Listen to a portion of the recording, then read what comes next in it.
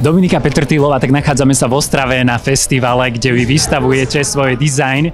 Tak povedzte mi, že čo je možno pre vás taká tá prvotná inšpirácia, z čoho tak vychádzate?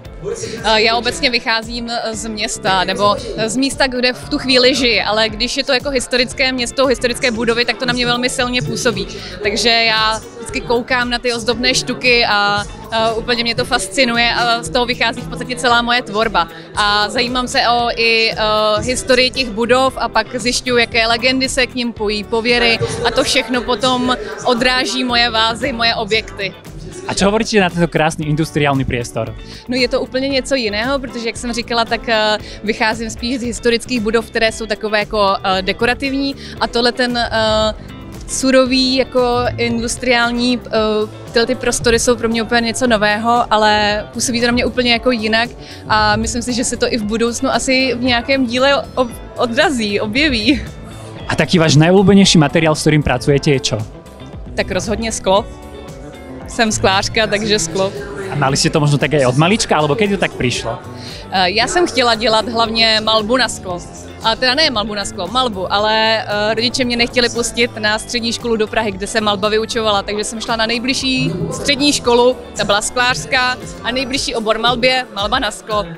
Rony Plesl, vy ste garantom festivalu v Ostrave, je to prvý ročník, tak ako sa cítite?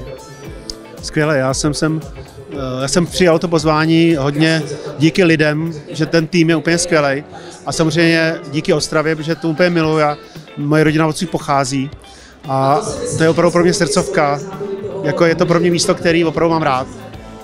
A vy ste aj dizajnérom, pracujete veľa so sklom, tak čo je pre vás možno taká tá prvotná inšpirácia pri tvorbe?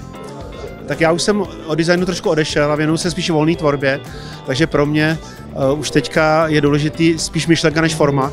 Já jsem léta se živil formou, když jsem dělal pro různé značky, vlastně věci, které se prodávají komerčně, ale dneska už mě živí volná tvorba, kde je to víc o té myšlence, takže to, co tady vystavu jako bez myšlenky, by to nemělo pro mě význam. A pozerám, že takisto k mode máte veľmi blízko, pretože ste štýlovo nahodení, tak čo konkrétne máte? Tak za to se trošku omlouvám, protože já jsem měsíc pracoval teďka v Itálii, v San Gimignano, kde jsem dělal nový sochy. Jel jsem rychle do Benátek na Biennále, přijel jsem a druhý den jsem jel sem. A já jsem vůbec nevěděl, že je tady dress code. Samozřejmě mám doma oblek, mám doma black tie, ale já jsem to nevěděl, takže já se spíš omlouvám. Nicméně jsem to nějak sestavil a já mám rád japonské značky, takže kalhoty jsou ambush. Mám rád ještě značku Vizvim a triko je Pierre Balmain. Takže já doufám, že jsem to úplně nepokazil, ale tak jsem trošku vařil z vody. Ja si myslím, že s bielou a čiernou sa nedá nikdy nič pokaziť. Vyzeráte naozaj štýlovo. Ďakujem krásne za rozhovor a pekný večer. Děkuju taky, hezký večer.